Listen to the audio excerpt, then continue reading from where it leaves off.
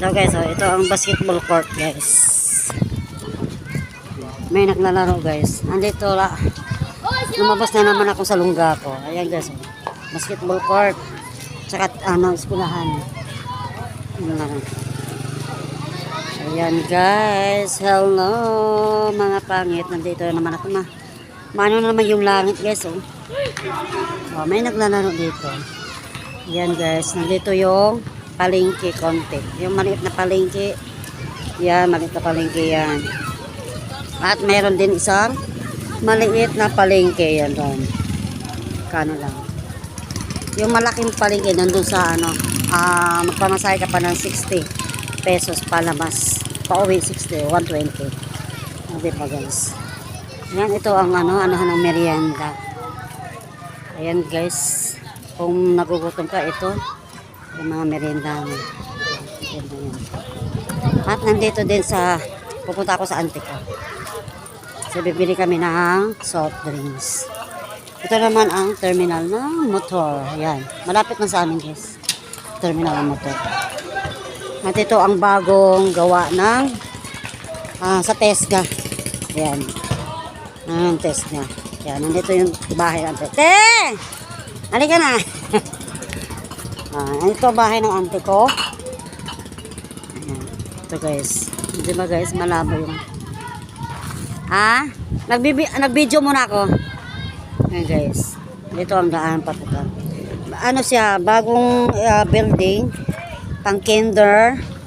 Yan.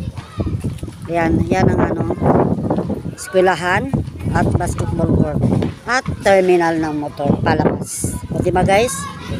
Paambon na. Yan. Ang langit guys, parang akala mo guys, sabi nga nila malapit lang yung langit. Pag nandito ka sa ayun guys, ito ang pabahay. Pabahay siya guys. Dati wala siyang ilaw, ngayon po may ilaw na, may internet na. Ang kulay lang dito tubig yung Maynilad. Ano pa lang dito, Nawasa.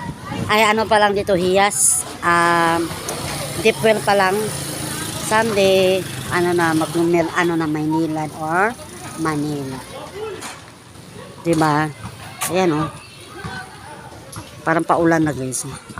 Ayan, may araw naman siya. O diba? Papasok ako daw sa bahay ng auntie ko.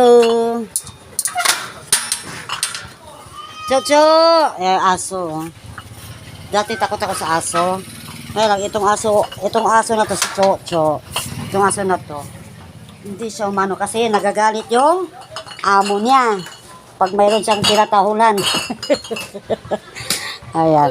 Madilim. Kaya nandito tayo. Oo. Yun lang guys.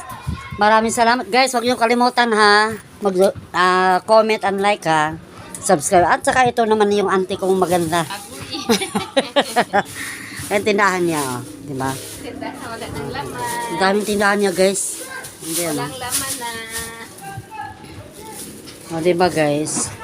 Ngayon magbili kami ng soft drinks. Diba? Maganda bahay niya guys. I-flex ko lang yung bahay niya. Ano na naman kulang dyan? Ayan, laman ng tindahan niya. Marami lang laman ng tindahan ng dyan. Diba? Pasensya na madilim. At hindi ako nagpapakita ngayon kasi ang pangit ko ngayon. Nag-live ka sa